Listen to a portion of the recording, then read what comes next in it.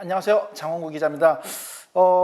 조던 메시에 대해서 지난번에도 한번 방송을 했습니다만 좀 축약을 해서 좀 더 알기 쉽게 조금 더 보강을 해서 여러분께 말씀을 전해드리겠습니다. 일단은 이 종목별 고트 논쟁, 이게 어떻게 보면 참 심오한 것이 될 수도 있고 어쩌면 또 유치한 게 될 수도 있어요. 예를 들어서 비틀즈와 마이클 잭슨 중에 팝 음악에서 누가 더 큰 영향을 미쳤느냐, 이런 논쟁도 있을 수 있습니다. 그리고 초딩들이 흔히 하는 그런 논쟁이 있죠. 호랑이가 세냐 사자가 세냐, 이런 논쟁도 있을 수가 있습니다. 이게 다분히 좀 주관적인 생각이 많이 들어가는 것이고 어떤 룰이나 답이 딱 정해져 있는 게 아니기 때문에 어렵긴 합니다. 근데 오늘 이제 제가 말씀드릴 것은 농구의 신 마이클 조던과 축구의 신 리오넬 메시. 조던은 농구 역사상 최고의 선수였고 메시는 현 시점에서까지도 이제 축구 역사상 최고의 선수입니다. 자, 그러면은 이 두 선수 중에 스포츠를 통틀어 누가 고트, 누가 역대 가장 위대한 선수냐, 이러한 논쟁이 사실은 카타르 월드컵 아르헨티나 우승 이후에 상당히 많이 벌어졌어요. 왜 하필 많은 종목 중에 이 두 선수냐, 이렇게 질문하시는 분들이 많을 거예요. 그것은 축구는 지구상에서 가장 인기 있는, 지구상에서 가장 많이 하는 스포츠이고 농구의 조던은 80년대, 90년대에서 문화 아이콘으로 지금까지도 영향력을 미치고 있기 때문에 두 선수를 비교하는 겁니다. 골프의 타이거 우즈도 있죠. 육상의 우사인 볼트도 있지만 전체적으로 전 세계 스포츠 팬 또는 문화적인 영향력을 따졌을 때 조던이나 메시보다는 미치지 못한다는 뜻에서 제가 말씀을 드리는 겁니다. 우사인 볼트는 역대 최고의 육상 선수, 타이거 우즈는 역대 최고의 골프 선수, 베이브 루스는 역대 최고의 야구 선수니까 각 종목에서 고트는 되지만 다른 종목의 선수를 비교할 때는 결국은 문화적인 영향력이 누가 크냐, 이걸 갖고 따져야 되는 겁니다. 그러니까 여러분들도 이제 이 방송을 보시고 스포츠 고트 논쟁을 할 때는 결국은 문화적인 영향력을 비교할 수밖에 없다, 이렇게 보시면 될 거예요. 먼저 그러면 이제 프로 선수에게 가장 중요한 것은 우승 횟수겠죠. 근데 보시면 사실은 제가 약간 좀 창피합니다만 메시가 우승 트로피가 몇 개 있는지 제가 기억이 잘 안 나요. 30개가 넘은 걸로 알고 있는데, 근데 조던은 우승이 6번밖에 없습니다. NBA. 그리고 올림픽에서 2번 우승했고요. 근데 여기서 요거는 좀 차이점을 아셔야 돼요. 축구는 한 팀이 1년에 최대 6번까지 우승을 할 수가 있죠. 리그 있죠. 그 다음에 FA컵 있죠. 챔피언스 리그, 유로파 리그, 그 다음에 커뮤니티 실즈, 그리고 이제 국가대표까지 하면은 클럽에서 6개, 그리고 국가대표에서도 레벨이 또 여러 대회가 있기 때문에 우승을 할 수 있는 횟수 자체가 훨씬 많습니다. 그러나 미국 스포츠는, 미국 4대 스포츠는 그냥 그 해 리그 우승 하나뿐이에요. 레귤러 시즌 끝난 다음에 포스트 시즌으로 가지만 결국 포스트 시즌 우승팀이 그 해에 리그 우승 한 번으로 쳐주는 겁니다. 조던은 6번 우승했다고 해서 그걸 단순한 수치로 비교를 할 수는 없어요. 그래서 그럼 비교를 어떻게 하느냐, 가장 쉽게 비교할 수 있는 건 리그 우승이 되겠죠. 국내 리그 우승. 그럼 일부 리그 우승을 했을 때 메시는 라리가 10번에 리그왕 2번 해가지고 12번 우승을 했어요. 조던은 NBA 챔피언십 6번으로 우승을 했습니다. 자, 근데 그렇다면은 분명히 메시가 우승 횟수에서 조던을 압도하는 게 맞습니다. 그거는 객관적인 팩트로 인정을 하고, 근데 여기서 이제 또 조던을 위한 변명이 들어갈 게, 조던이 입단한 시카고 불스라는 팀은 조던이 입단하기 전까지는 거의 플레이오프도 못 가는 정말 바닥을 기는 팀이었어요. 인기도 없었고 너무 인기가 없어서 전국 네트워크의 중계도 거의 잡혀있지 않던 그런 팀이었어요. 반면에 메시가 입단한 바르셀로나는 스페인에서 레알 마드리드와 함께 늘 우승 후보로 꼽혔던 팀이고 유럽의 최정상에서 머물러 있던 그런 팀입니다. 그리고 메시가 입단했을 때 이미 바르셀로나 동료들 자체도 유럽 최정상급 선수들이었고, 그래서 조던이 입단했을 때는 거의 혼자 원맨 쇼를 하듯 플레이를 했거든요. 그러니까 그런 거는 감안을 해야 됩니다. 조던은 나중에 약한 시카고 불스를 자신의 힘으로 이제 NBA 최강팀으로 이끈 그 공로가 있거든요. 물론 그렇다고 해서 절대적인 우승 반지는 메시가 많기 때문에 그거는 그러면은 이제 여러분들께서 원래 강한 팀에 메시가 가서 더 강한 팀으로 만들었는 게 더 중요하냐, 아니면 약한 팀을 가서 최강팀으로 이끈 게 더 중요하냐, 이건 둘 다 보는 관점에 따라 다르기 때문에 그건 여러분들께서 판단을 하시기 바랍니다. 그 다음에 이제 메시나 조던이나 득점왕도 여러 번 했었죠. 근데 보면 이 두 선수는 축구 역사상 그리고 농구 역사상 최고의 공격수들이었습니다. 메시 라리가 득점왕, 챔피언스리그 득점왕부터 해가지고 여러 차례 득점왕을 했었죠. 조단도 10번이나 득점왕을 했습니다. 두 선수는 그 축구와 농구라는 카테고리에서 역대 최고로 높은 득점력을 선보였고요.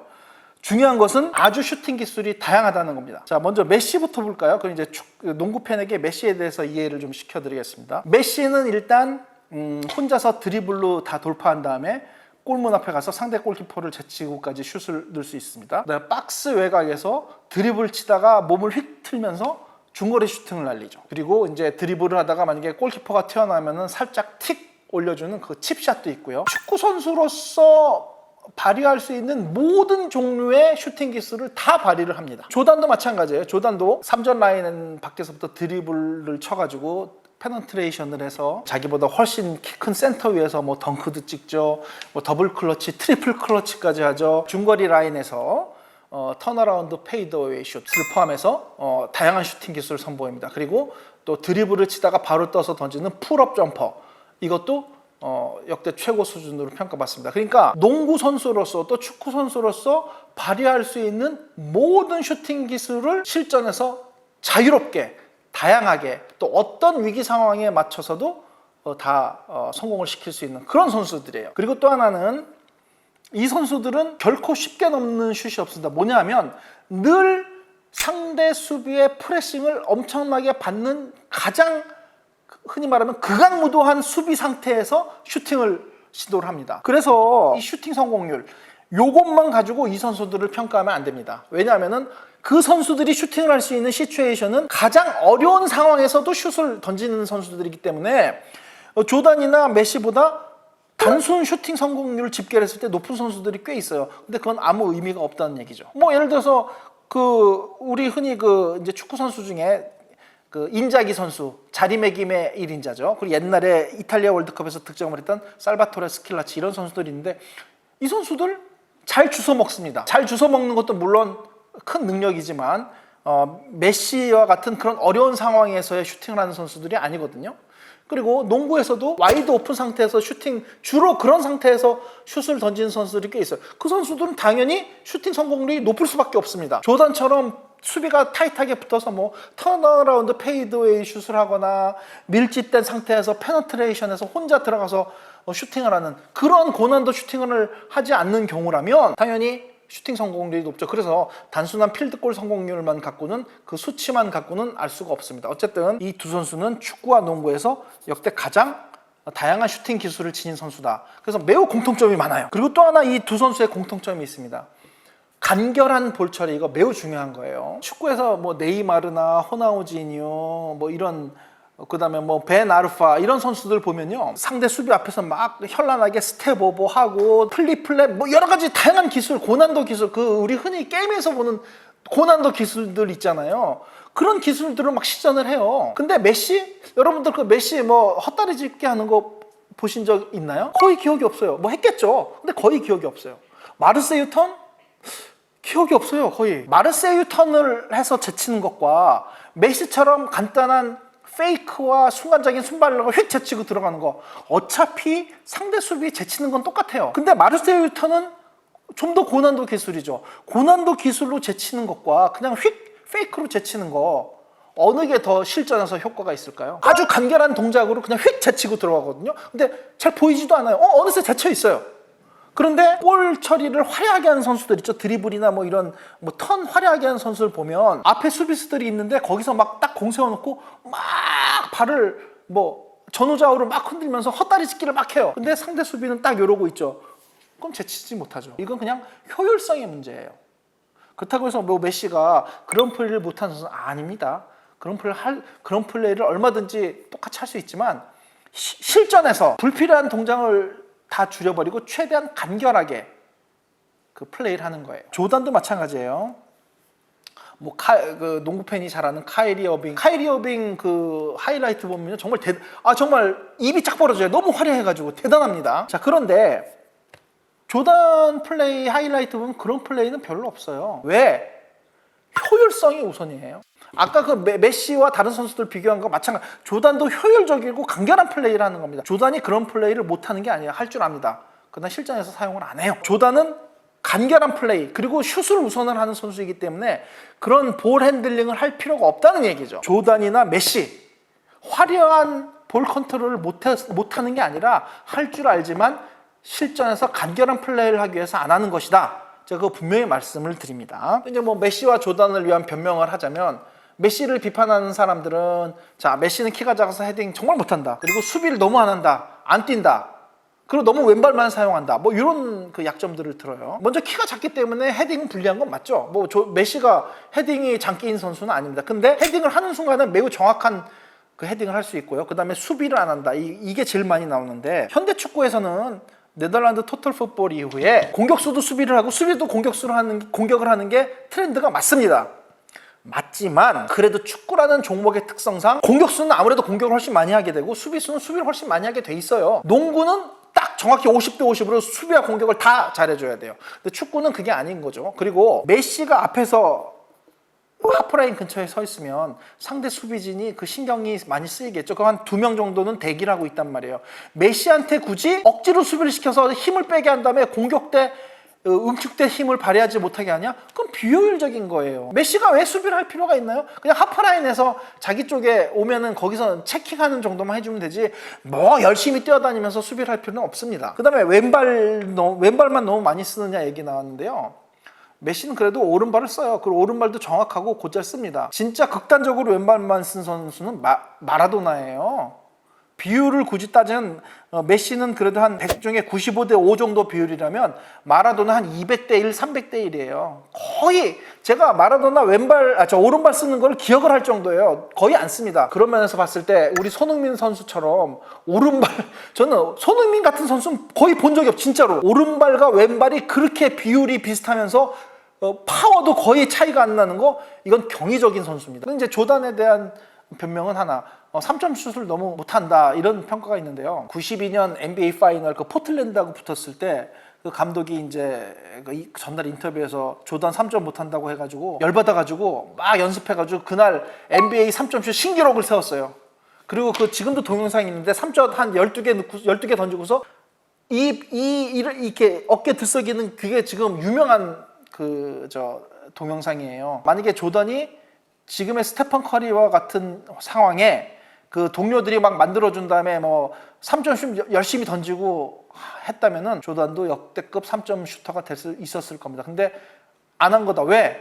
굳이 던질 필요가 없었기 때문이에요. 본인이 덩크나 더블 클러치나 트리플 클러치나 턴어라운드 페이드웨이 슛 이런 것만 갖고도 평균 뭐 30점 이상씩 넣었는데 굳이 3점 슛을 던질 필요가 없었던 거예요. 만약에 조던이 타임머신 타고 가서 2020년대에 농구를 한다. 그럼 거기에 맞춰서 또 진화를 했겠죠. 그러나 그들에게도 천적은 있었어요. 그 브라질에 예전에 둥가 감독이라고 있었죠. 좀 그 브라질 대표팀 재미없는 축구를 한다고 좀 비판을 많이 받았는데 그 감독이 메시 천적이었어요. 메시가 둥가랑 5번 붙어서 1무 4패였어요.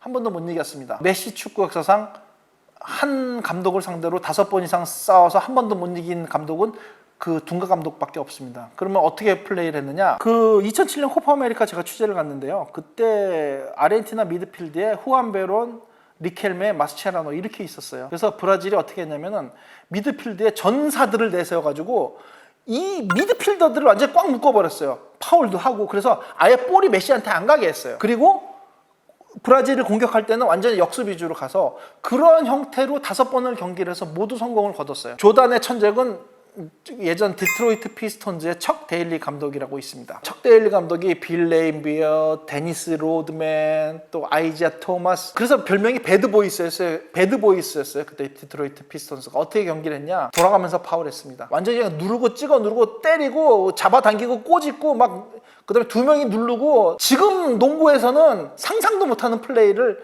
그때 했고 조단을 그렇게 신경을 건드리고 경기를 분석해보면요. 조단한테는 어느 정도 점수를 주는데 나머지 선수들도 완전히 묶었어요. 시카고의 트라이앵글 오펜스가 완전히 익지 않았을 때 다른 동료들의 득점을 저하를 시켰습니다. 시카고 불스가 3번 그 플레이오프에서 디트로이트한테 좌절을 했는데 이제 4번째 붙었을 때부터 극복을 해가지고 결국은 이제 첫 우승을 하게 되는 계기가 됐습니다. 어쨌든 메시의 천적은 둥가 감독.